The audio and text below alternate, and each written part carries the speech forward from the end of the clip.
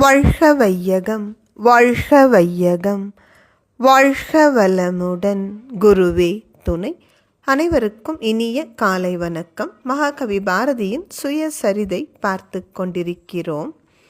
சேரன் தம்பி சிலம்பை இசைத்ததும், தெய்வ வள்ளுவன் வான்மறை செய்ததும், பார நல்லிசை பாண்டிய சோழர்கள் பாரளித்து தர்மம் வளர்த்ததும், பேரருட்சுடர் வாள் கொண்டு அசோகனார் பிழைபடாது புவித்தலம் காத்ததும், வீரர் வாழ்த்த மிலேச்சர்தம் தீய கோல் வீழ்த்தி வென்ற சிவாஜியின் வெற்றியும்.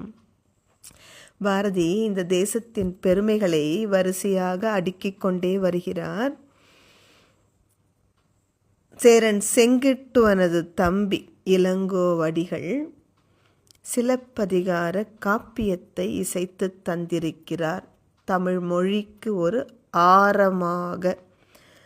அதே போல தெய்வீகத்தன்மை பொருந்திய திருவள்ளுவர் எந்த காலத்திற்கும் மனிதகுலத்திற்கு ஏற்புடையதான உயர் வேதமான திருக்குறளை இயற்றி தந்திருக்கிறார். அது மட்டுமா, இந்த உலகில் புகழ்மிக்க பாண்டிய மன்னர்களும் சோழ மன்னர்களும் இந்த பூமியை அரசாட்சி செய்து அறம் தழைக்கச் செய்தனர். ஆட்சி முறை என்றாலே அதிகாரம் என்பது இப்பொழுது நாம் பார்க்கிற ஒரு காட்சி.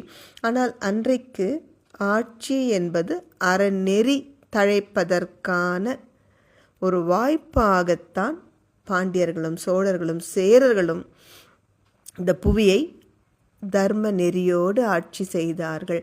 அதே போலத்தான் அசோக சக்கரவர்த்தி அவர் தன்னுடைய பெரும் கருணை உணர்வையே சுடர் விடுகின்ற வாள் ஆயுதமாக கொண்டு இந்த பூமியை ஆட்சி செய்தார். ஒரு பிழையும் நேராமல், எந்த தவறும் ஏற்படாமல். நமக்கு தெரியும், அந்த கலிங்கத்து போர்தான் அசோகரை மாற்றுகிறது. அதே போல மராட்டிய சிவாஜி, வீரர்கள் அனைவரும் அவரை போற்றிட அந்நியர்களின் கொடிய ஆட்சியை வீழ்த்தி வெற்றி சூடிய அந்த மராட்டிய சிவாஜியின் பெருமையும் நாம் தெரிந்து கொள்ள வேண்டாமா? இந்த தேசத்தில் பிறந்த நாம் இந்த தேசத்தை யாரெல்லாம் மிக உயர்வாக காத்து அடுத்த தலைமுறைக்கு மிக அழகிய இந்த பூமியை விட்டு சென்றார்களோ அவர்களது பெருமையையெல்லாம் நாம் தெரிந்து கொள்ள வேண்டும் என்பதுதான் பாரதியின் ஆதங்கம். தொடர்ந்து சிந்திப்போம்.